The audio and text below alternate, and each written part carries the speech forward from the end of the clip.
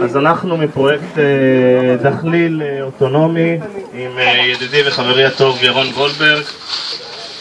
הפרויקט הזה התחיל בתור איזשהו פרויקט קצת הומוריסטי למחנה, קצת לעשות משהו מצחיק, וככל שאני נמצא בו, אתמול היה פה איזשהו סמנכ"ל נראה לי, או מישהו מהבכירים שאמר לי וואו זה אחלה רעיון, אנחנו צריכים כזה פתרון, אז לא יודע, אז אולי הומור הופך לרצינות לפעמים. אז הרעיון שלנו זה דחליל באמת דור 3.5, יש לו מצלמה, הוא אמור לזהות תנועה, ציפורים בשדה ולהפחיד אותם, אז אנחנו מפחידים אותם בעצם, אנחנו מפחידים אותם על ידי תנועה, אנחנו נראה עוד שנייה שירון פה יפעיל לנו את זה, ואנחנו מפחידים אותם על ידי קול. אז שמנו פה גם איזשהו משגר טילי, אז אנחנו ניסינו אסטרטגיה של שוט לוק שוט.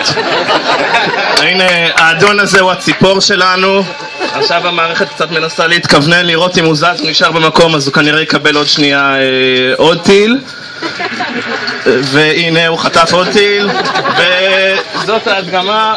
ומי שיש לו ציפורים בגינה שמטרידים אותו מוזמן להשתמש. תודה רבה לכולם. דוד